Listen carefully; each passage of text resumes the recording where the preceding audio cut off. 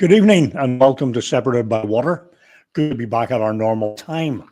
My name's Colin Campbell, and for my sins, I'm a season ticket holder with Tottenham, and I live in a very cold Drumahoe in Northern Ireland. My colleague's Paul. Paul, what about you? How are you? Yep, I'm good. For a supporter, as you all know. Tonight I thought we were joined by John and Paul Canning, but we're joined by Paul, and very happy to have you. Thanks for joining us, Paul. How are things in Newton Cunningham? Things are very good here, sort of the very north of the country up here in Donegal.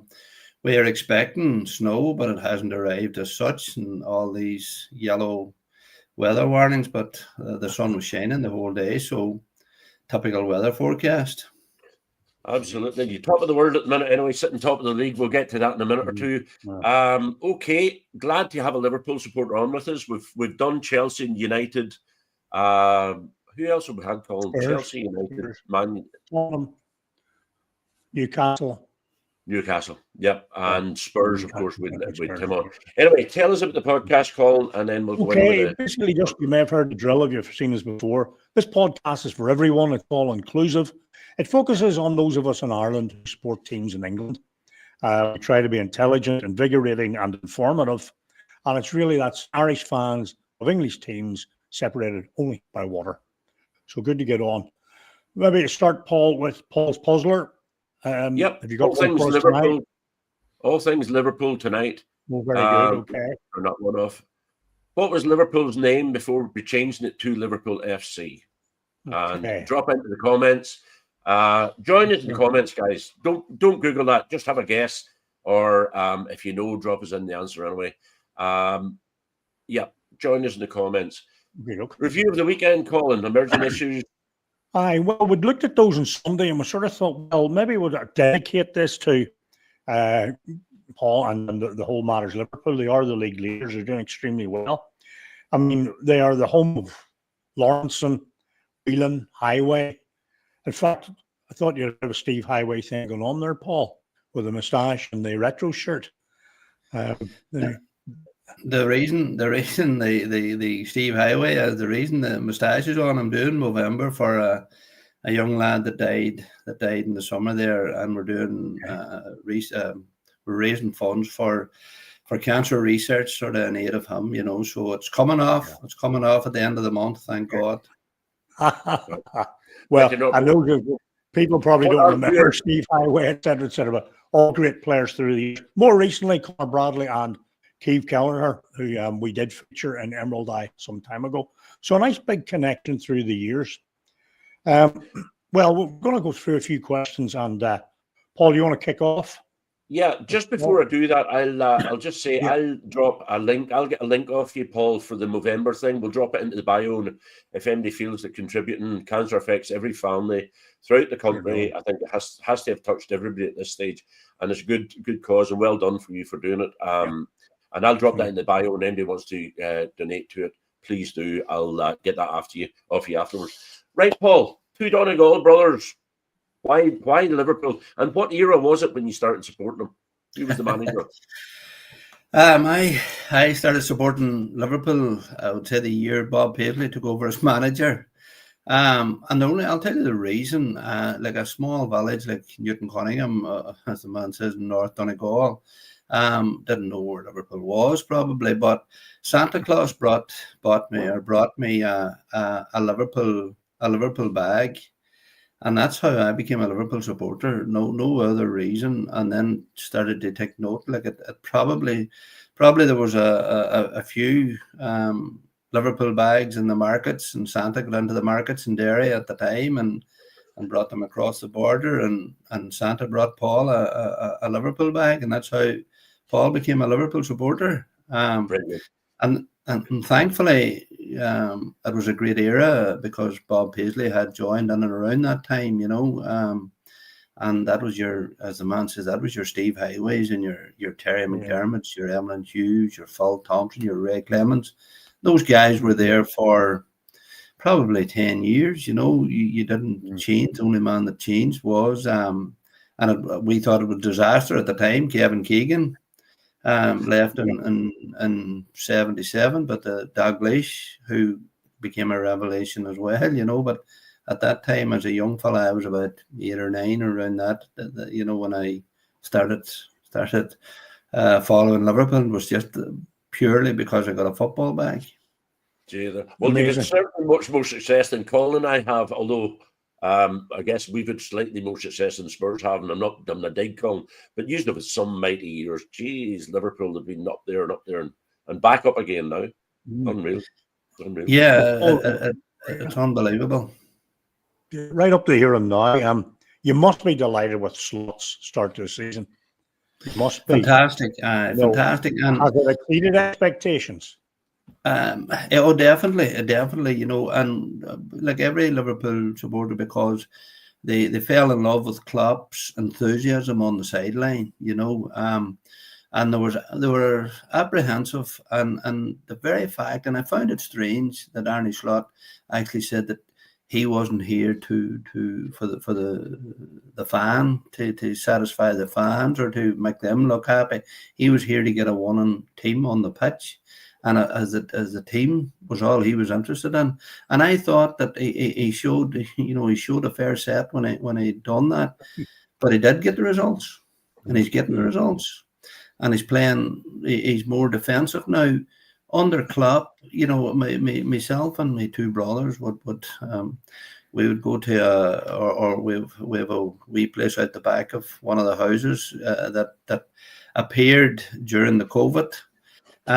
So we would wear the jerseys, the whole get up, you know what I mean? We'd go and have a few pints, etc., etc. But if you happened to be late, you could have been 1-0 down. You know, Liverpool conceded a lot of early goals last season. And then we're fighting back. Great to watch and great that. But this year, you know, you're 1-0. You're nearly confident that you're going to hold on to that 1-0 result, you know, which is good. Yeah. Very good, you know. Yeah. It works well for me. I mean, you must have handed that mountain to us about 1-0 down. I believe defence. I think defence is an essential part of the game. Liverpool always had a strong defence when they were winning. You know, the great players, some of them mentioned, Hansen, Gillespie, others, you know, many. So, I mean, if he's going back to that, or we're going forward to that, sort of good luck to him that way. Interesting. Are we the only team to beat you so far, Paul? You know the answer to that as well as I do. No, I don't. I genuinely don't. I've sort of lost track of it. Are we the only team? I think we are the only team to beat you so far. Fair play. Yes. You know what I mean? And I was surprised about it. I would never have thought we were going to get that win. When you looked at the first half, you'd have thought, you know, the gates will open in the second half, but now you stuck to your guns. Yeah. And that's, you know, that's a testament. You're getting results. I know it wasn't great last week, but it was you're getting the results, so you're hanging in there. Yeah, and then we're facing into Arsenal next weekend. I predicted a draw, but I have to say it's probably over optimistic. Talking about optimism, where is it the Prem for you? The Premiership, the Champions League? What relates or represents success for you this year? The Premiership. You speak to any Liverpool supporter, the Premiership's the one. You know what I mean? The others are cups. The Premiership is the one that we're going for, and that is the mark of that's the legacy that has been there from the Shankleys and the Bob Paisley eras is the Premiership. We used to own the Premiership. We need to take back ownership of the Premiership. You know, we need to turn Anfield back into the fortress that it once was, and we're getting there. In fairness, we are getting there. Yeah. Mm-hmm. Yeah. It's interesting you saying that. I agree. In terms of the recent season's events at Old Trafford and at Goodison, you know, who are Liverpool's main rivals now? Liverpool's main rivals is still if you wanted a result, if you wanted to guarantee a result against anybody, it's going to be Man United, like all day long. Should Man City be in the top of the table, you'll take the Manchester United result all day long. It's just between the fans, the supporters. That's the one that you want. And listen, when the fixtures comes out, it's the first fixture you look at to see where and when we're playing them. You know, very interesting. I know what you mean. Is that just because you've been at the top of the league together so much in so many battles, or why is that? Yeah, I think it is.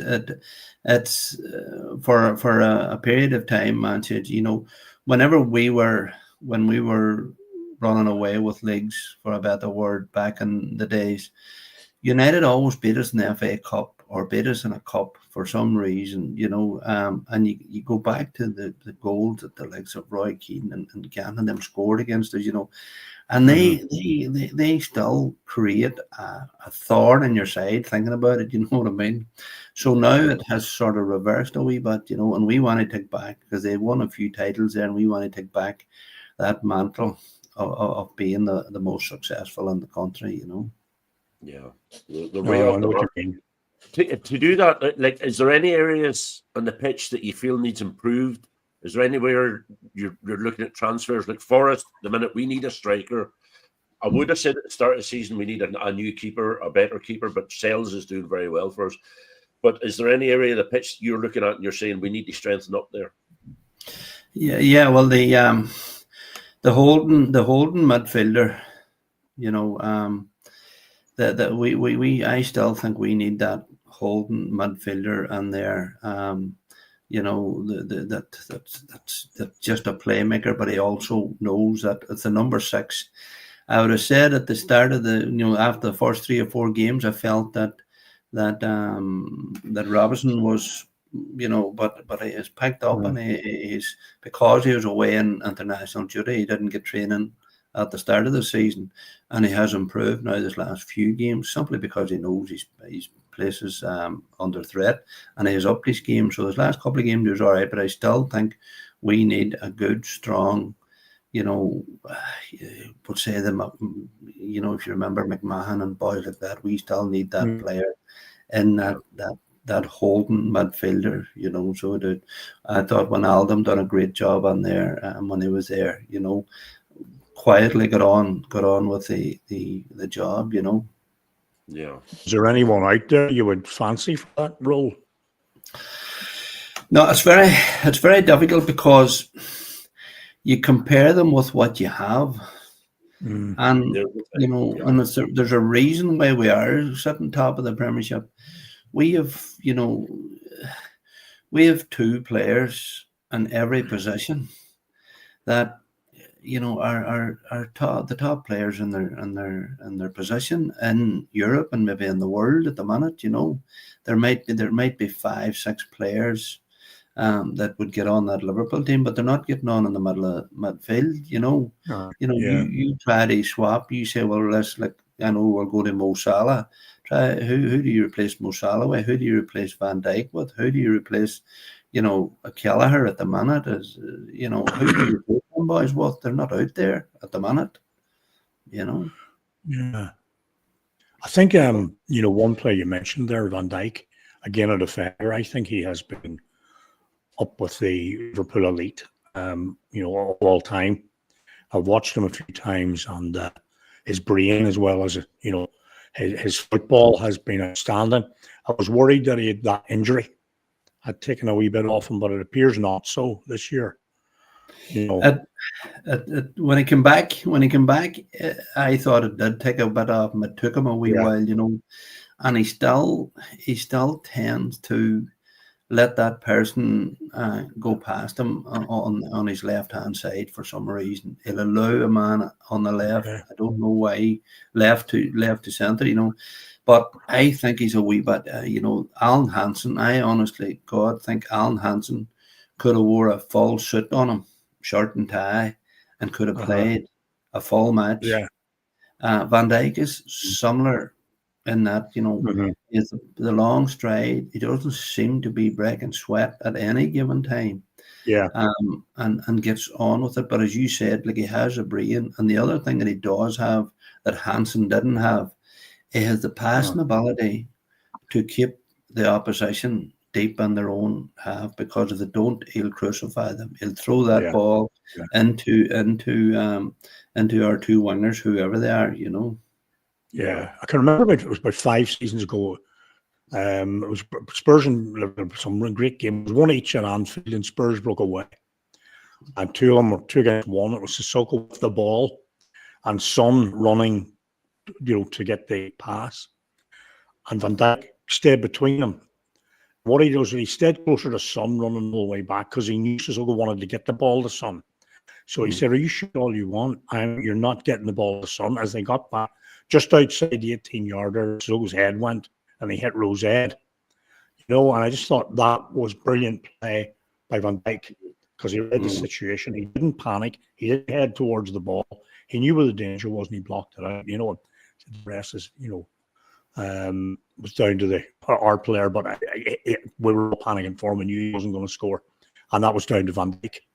And I think he has been and I would feel, objectively looking at it, I was worried when I saw the injury, his time out. There's been a lot of players who just can't be themselves when they come back.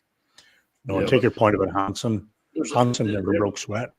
There's a man that I loved watching. I remember 2018 in my stag call, and we were down up in Galway, and we were watching the thing, and everybody was singing. It was the night of the European Cup final, I think. Am I right in saying, Colin? Champions League final, yeah. It was Real versus Liverpool, yeah. And Salah was at the top of his game, absolute top of his game. And I remember chatting to guys that night, and a couple of Liverpool supporters with us, and I said, "How long can this guy stay in top?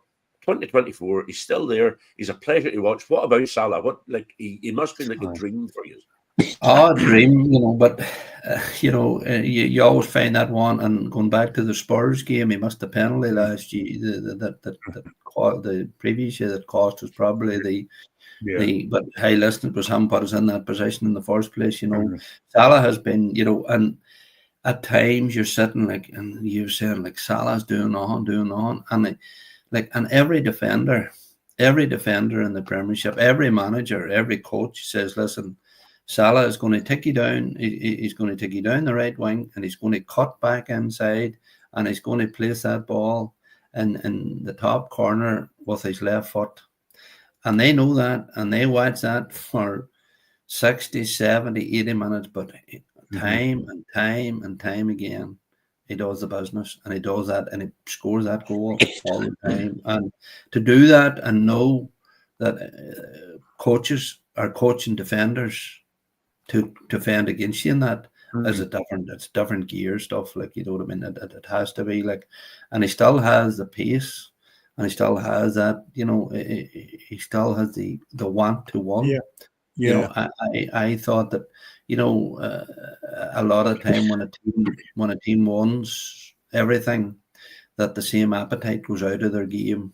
That they say, well, we've won this. You know what I mean? Let's just go through the motions here, and that's so far there seemed to be a new energy there under the new manager. Yeah. I think he's had the new manager bounce sort of thing. I guess it's a bit like Callum Hudson-Odoi. He comes in from that left-hand wing, and I know exactly what he's going to do. He's two or three strides, and he's going to bend it and it just continues to work. But Salah isn't a one-trick pony like that. I think he offers a lot more than what Hudson-Odoi offers us.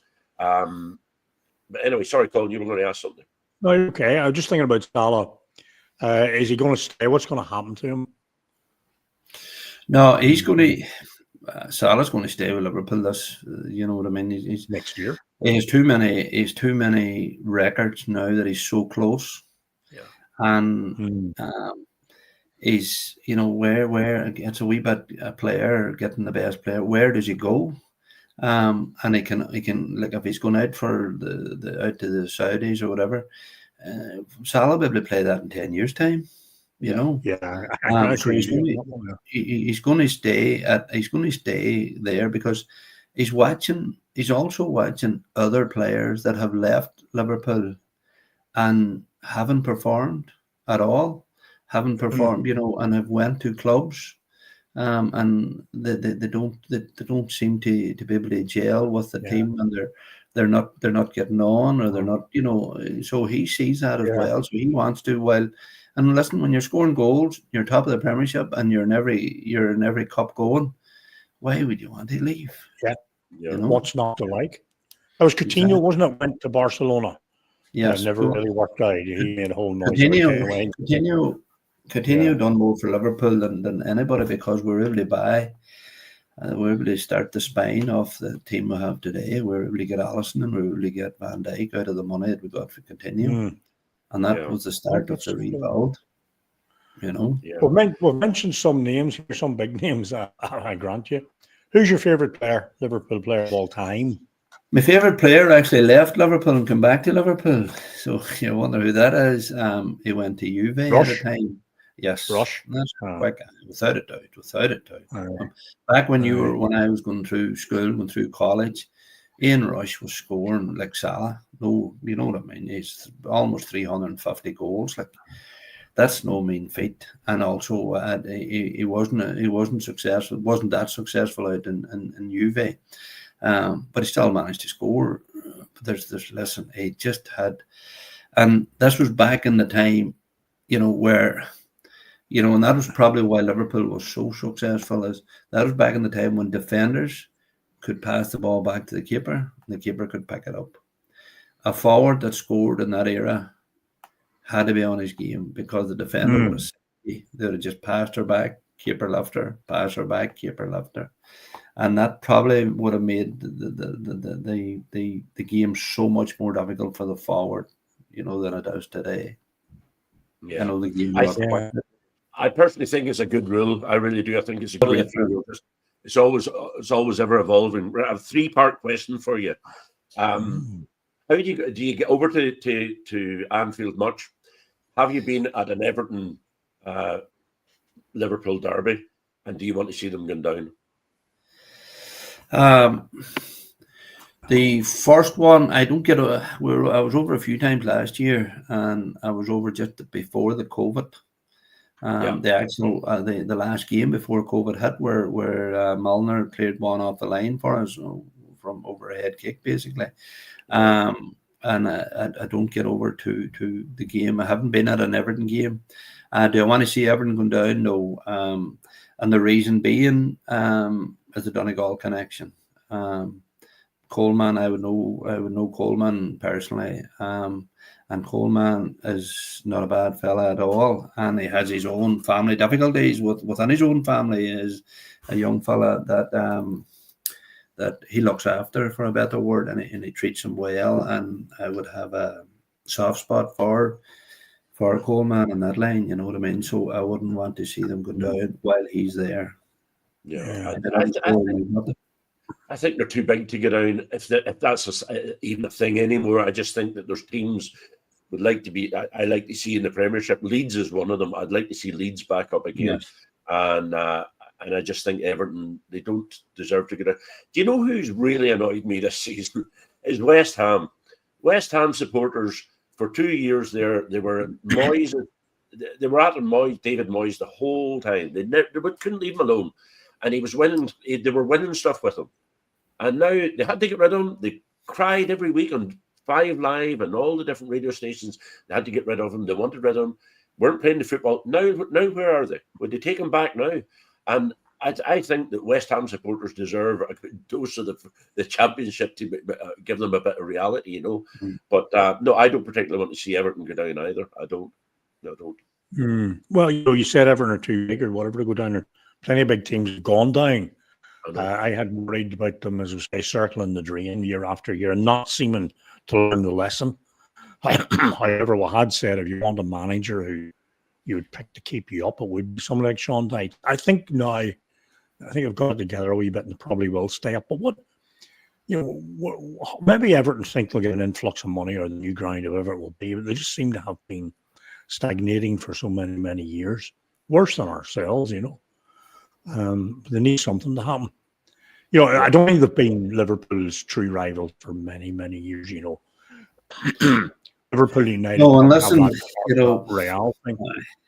And the thing about it is, you know, when Everton play us, they shut up the defence, you know what I mean?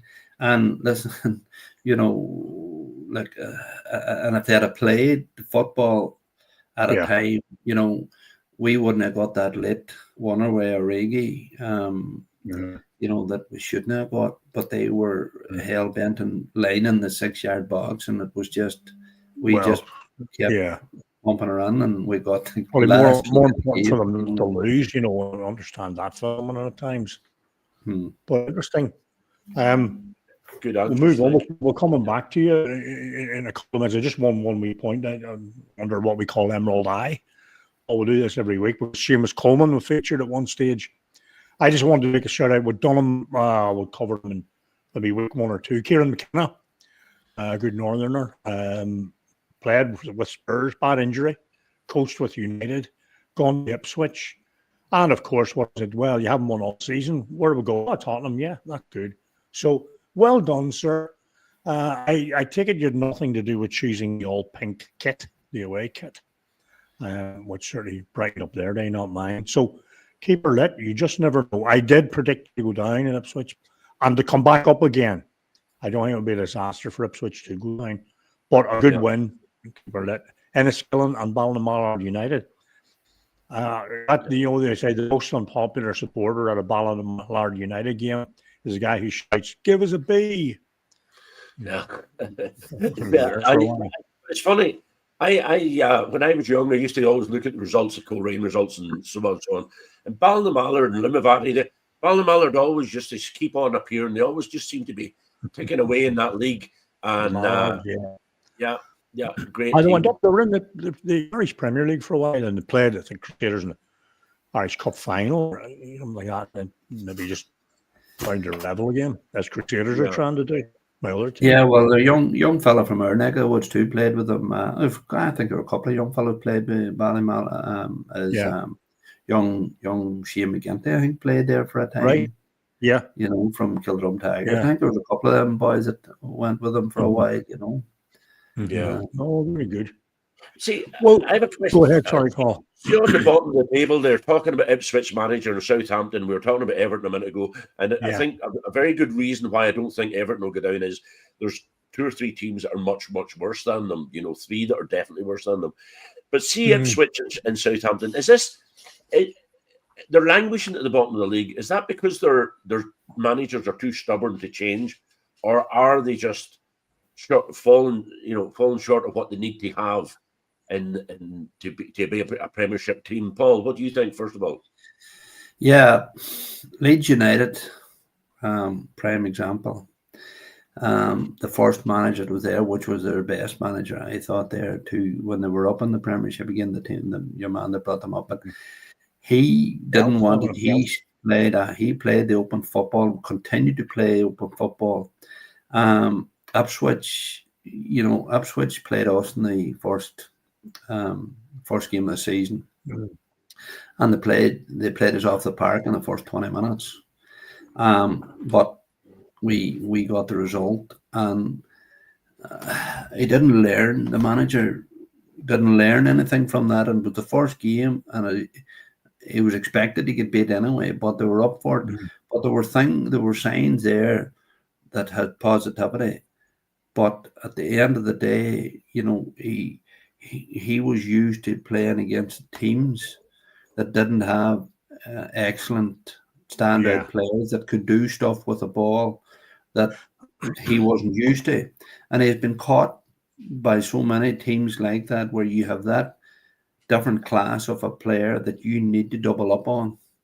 And he didn't, or he's not.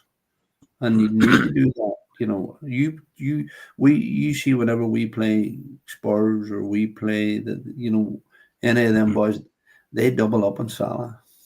A lot of the new teams coming in don't. And he got that lesson early. To their cost. We'll move on with a feature we call Note of Concern, which is usually about something we're worried about or concerned about, obviously, to do with an issue on or off the pitch. Paul, you wanted to raise this. I just said tonight we'll do all things Liverpool. I've had a bit or two about referees. Last year we had our referee that the Forest had the Mafia tweet that went out afterwards. David Coates, he made horrendous statements after when he was out in the drink, or was he in cocaine, or was he in white powder? I don't know what he was on. He said that Klopp was I'm not going to say the words on here, and Scousers in general. What do you think of that, Paul? Like, I just think that they're putting themselves up there, and they need to be very, very careful about how they manage things. I think there has to be an accountability. That's what I'm saying. And I just Yes. I'm just interested to hear from a Liverpool supporter, when that first broke, what did you think and what did you feel?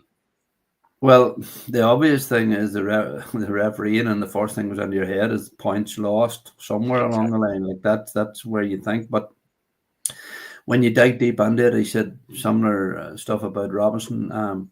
And whenever you see players kneeling down, to respect racism, go down on the one knee, and then you have a referee saying that about to a manager and players. If those two if that manager and that player had been of a different background, all hell would have broke loose. Yeah. It was just because probably the German aspect of it and the English, the Germans, you know what I mean, that he got away with it to a certain degree. And also the English and the Scottish, he got away with it. You know what I mean? And he probably would have said the same to about an Irish player, he would have got away with it. But it'd be interesting to see if he'd have said it, about one of the English players that playing with Liverpool. It'd have been an interesting story then, or of another player with ethnicity. Yeah, I take your point. Yeah, it's actually a very valid point. But I don't think he'll referee again the Premiership again. I don't think he can. And if he does, and I know we have to be very careful with people's mental health and all that stuff afterwards, but to come out with that stuff there, like who in this day and age says things like that when you must know if there's a camera, if he knew he was being videoed, well, he still continued. There's probably two things about it. One is it's wrong to say it, and the other thing is wrong to be caught saying it. Yeah. David Walsh, who's an Irish sports writer in the Sunday Times, had kind of alluded, or sort of my interpretation of what he was saying was, he says, I know this is all bad, but he was able to refer to instances where Klopp particularly was right in the face of referees with his bug eyes and the grand natural teeth right down their throats, threatening behavior, close up, space invading. And the managers come on, the players come on, and are very, very often very cruel or very critical of referees. Now, the point I took out of it was, he said, look, in a way, if you're caught in the heat of the moment, do you say things that you regret a long time and shouldn't have been caught, And he was trying I was interpreting, trying to get a sort of a human element to it, to say, look, well, nobody without sin here. Everyone has a go, and referees are only human too. Sometimes they're going to go back and say, well, he's a bit of what he said to me, blah, blah, blah. Now, I don't know. First of all, I'm not condoning what happened, but, I think that the lesson here is for everyone to calm it down a bit. And secondly, for referees to realize where you are, and that's part and parcel of the job. Is you're going to get 10 times the criticism, you'll get the praise, but people's jobs are on the line, and that's part of what your job entails. And I hope we can move on. Yeah, but I think there's a lesson there for managers with the fourth official, particularly. You see a lot of them being abused. And I don't know if anything personal has been said. The aggressive approach doesn't happen, to my knowledge, of rugby. It doesn't happen in any other sport I can think of. And maybe it shouldn't happen in soccer, particularly Premier League. Last point in that is, Paul, can you relate back to a game that he refereed that you lost points, or you felt a decision went against you? Not really. No, not. Never ask a Liverpool fan that. We'll be here all night. Yeah, you get, I was at the Tottenham Stadium last year. Well, I don't know what your problem was. But the books balance themselves out, I think. They do. I think they do. Yeah, I think they do. You take the good. Right. I think it's a good way of looking at it. I think they do. Yeah. Okay. Well, look, we're going to look. Your predictions for your thing. Can you win the league? Your next 6 games, we're going to put them up in a minute. Southampton, I'll pop up in a minute, because what we've done is we put together your next 6 games. We've made a prediction of how we thought they would go. Southampton away. Southampton away. away. How do you think Southampton they'll go? away. Southampton away, and listen, we've a few ex-Southampton players, or we used to have, but 2-0 Liverpool. So is City home? 1 each. Newcastle away.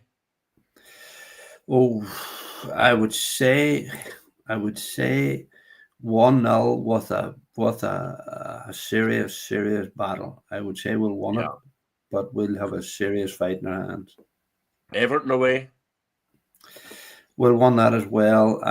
Again, I think we'll get 2-0, but it'll not be an easy 2-0. I think we'll go 1-0 and they'll come back and come at us, and I think we'll get a lit. I think we'll win 2-0 there. And be nice in your next answer. Just try and be kind to them. Spurs away. Spurs away. I know they beat us that one game. We always play well against Spurs. And even when we were down to, was it 9 men we were down to one time? So Yeah, I would have been the same. Yeah. I think we'll win that 2-1. And Leicester home, pretty much. Leicester home 2-0.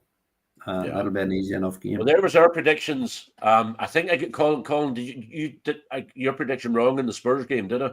Well, I couldn't make my mind up. I did think that I did predict Liverpool would win 2-1. Then I couldn't do that. I said I'm sort of thinking of a draw, so that's why that doesn't correlate.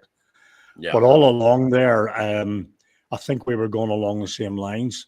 Paul Canning, I do think you just have enough to beat Newcastle. I have a feeling that I'm going 2-2 City and Liverpool at what will be called the game of the season. And I think Leicester, beating Leicester will possibly be Cooper's last match as manager, sadly. Yeah, I saw you put that in there. I think he's in dodgy ground. I don't think he was ever going to fit in there because, as you know, Leicester's a big derby team for Forest, a big rival. Derby and Leicester, big rivals. And I don't think he was never going to be accepted after bringing Forest back up at the. I have a feeling that Leicester already making overtures to somebody like a Potter, and offering them, this is your project, you can run however you wish, selling somebody like that, this kind of project. Unfortunately, there's a lot of time for all these managers, I think they're generally speaking, they contribute so much to our enjoyment of the game that it's very easy to be hard on them, but, and they're earning big money, of course, they are. I imagine if Cooper does leave there, it won't be long before he's back somewhere else. Yeah. So those are ours. So that would put Liverpool in a very good light. For the season, and who's going to be? You predict you'll win it? Yeah, I take it. You'll win the league. I will win the league. Who's going to be in the top 4 with you? The top 4 is going to be as they are sitting today. I would say. I can't see. I see Man City, Chelsea, Arsenal, and I would say a battle between yourselves and Newcastle. Yeah. Do you think Forest and Newcastle? I think Forest and Newcastle is going to be 5th and 6th, or 6th and 5th, whichever way. Wow. I see that. You know what I mean? I'll probably do myself. I got Spurs for it. So yeah, I mean, I'm not going to lie. Both your answers have surprised me. I didn't think anybody would. And I do think Forest have got a good depth of squad. Excuse me, to continue on with the run of games, but we've a few tight games ahead of us. But I didn't expect you to say that Forest would be in the top 6 at the end of the season. I hope we are. I hope we are. It's been a good season so far. There is always a team, Paul, that goes. You go back to your Leicesters, and even you mentioned the year West Ham, and you have your Aston Villa year. You do have, and when Brighton came in first, you know what I mean. You have that year where there's enthusiasm and there's this and there's that. Like, the problem is when you play, like when your guys have such a tremendous season this year, and they will have a tremendous season, and they go down the road with nothing. Yeah. Apart from the finish. it can be a wee bit demoralising at times. You know, I'm saying like Yeah. we played our skin out in every game, and we're you know. Big test Yeah, for Forest could be to do that well and they hold on to their key players, because Brighton and Southampton and others unfortunately weren't able to. Brighton are still Correct. running well, you know, but they've dropped a bit and compared to where they were. If Forest can do that, as I said a couple of weeks ago, are they contenders on and off the pitch? You know, and your belief is of enough clout financially now to do that? I think the owners interested, and you know, going back to Sunday night, we're talking to Anthony about Newcastle, and he asked us, he hit us at the end, we're sort of across my bow or our bows about why we didn't predict Newcastle would be in the top 4 or 6 this season. The reason I didn't pick them was because I think they overperformed under Eddie Howe whenever they, you know, 2 seasons ago, I think they overperformed. And last season, 2 seasons ago, and last season they run out of steam, and I think that was because exactly what you said, Paul. They had a great run and they didn't win anything. You know, they didn't get there, and they come back in again, and that's why I didn't predict to do well this year. But anyway, that's I'm going off a happy chappy thinking about. I think he's a predicting force are going to be up there, and I hope they are. I really do. Well, then, can you give us the answer to Paul's puzzler? Yep. Do you know it, Paul? Do you know what they were called beforehand? No. No, I don't. No. So a wee bit of a trick, isn't a wee bit of a trick. Yeah, you can explain Newton what? Something's at Newton? No, not new. No. Liverpool were what they were called before they became Liverpool FC was actually Everton FC. Okay, yes. And they played in blue and white. And then they crossed Stanley Park, as the saying goes. So for anyone who you really know your business to be knowing that. Newton Heath, I think. All right, guys. Paul, thank you very much for joining us. Very grateful. Thank you. I'll get the link off you for your Movember, and well done for doing that. Great cause, man. No problem. Really enjoyed it. Thank you. We'll drop that in. Thank you very much, gentlemen. Yeah, it was very enjoyable, and hopefully we'll get you on again. And I wish you all the best in the league. I would like to see you doing very well. I would like to see City knocked off their perch, and if it's Liverpool to do it or somebody else, then that makes me very happy. If it can't be I have to say, for me, City winning it is like nobody winning it. You know, with it, if you know what I mean. Well, you see, the thing about Paul, there's always a reason why, you know, Paul wants Liverpool to win it, because that'll be their call to fame that we have actually been the winners of the Premiership. You know what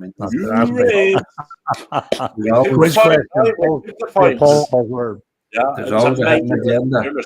We were down to 10 men as well. I don't know why you couldn't beat us, but anyway, that's maybe anyway. Okay. Yeah, we'll go back to it. We were the team to beat the champions if we win it. Okay, no problem. All right, guys. Paul, thank you very much. I'm very grateful. John, for those who are wondering where John is, John's actually still young enough, fit enough to be playing football, unlike the rest of the three of us that are on here. So, thanks for that, and hopefully we'll get you on again, Paul. Thank you very much, and everybody stay safe. Thank you very much. Thanks, Paul. Bye-bye. Bye-bye.